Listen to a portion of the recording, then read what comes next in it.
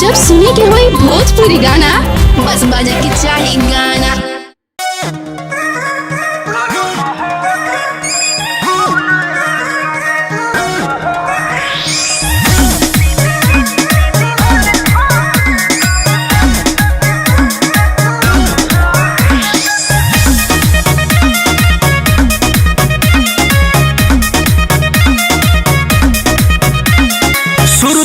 फुर्ती बढ़ाई देवेला जब ना तो पे बोलाई देवेला।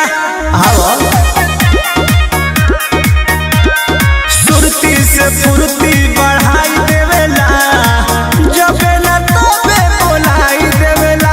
पिया कबूल करे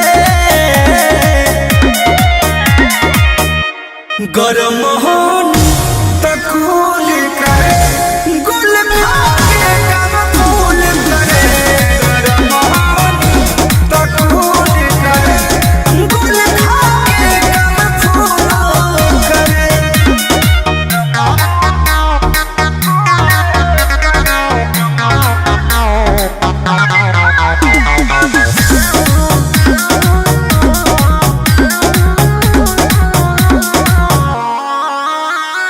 पहिरे ले लूंगी कमछिया हो कही के बोलावे ले पछिया हो।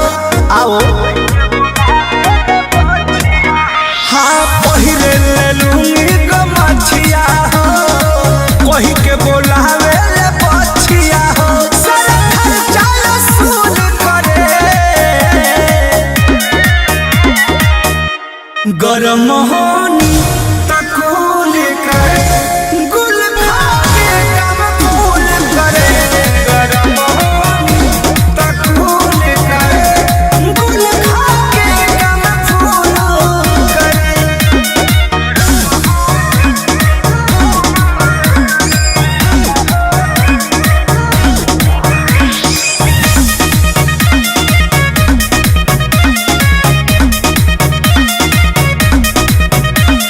कृष्णा बेदर्दी परमोधे चाटना चंदन बियाहुत खेला करे अतना। कृष्णा बेदर्दी परमोधे चाटना संतोष सम्राट खेला करे अतना। पंकज भारी भूल करे गरम होनी तकूल करे